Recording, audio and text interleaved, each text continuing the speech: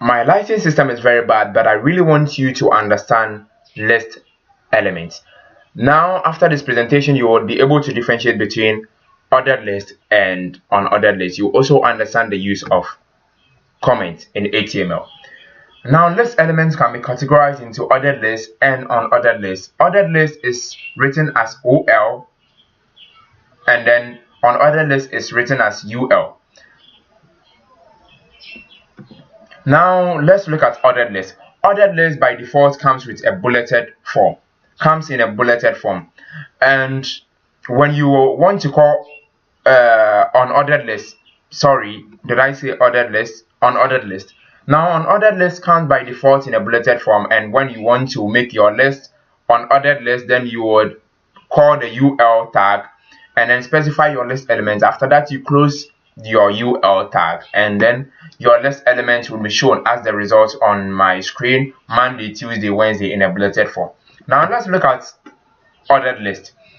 Ordered list by default comes in a numbering form from 1, 2, 3. You can change this by passing out attributes and values.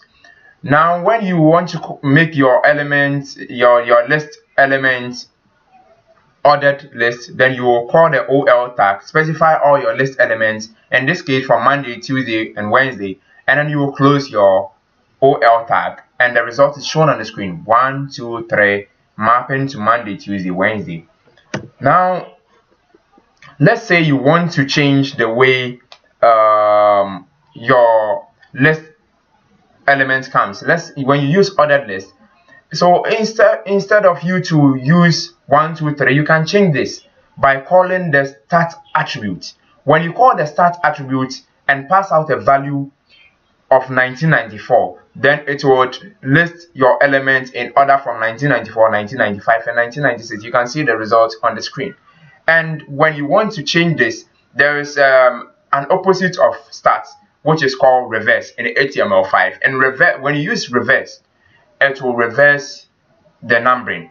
So let's say it's starting from 1994, 1995, 1996. When you call the reversed attribute in place of the start, then it will reverse it and say 1996 to be Monday, 1995 to be Tuesday, and 1994 to be Wednesday. I believe based on this, you would understand the use of element, attribute, and value as at now. Now, you can also use alphabetical order. So you arrange your list in alphabetical order, then you will just call the attribute called type.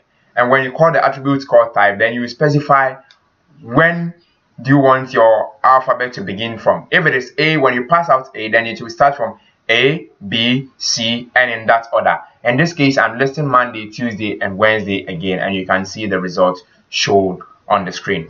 Let's look at comment. You may wish to use comment in your code for easy remembrance or interpretation. So comment is for the developer, the web developer, not for the user, because comment does not appear in your browser.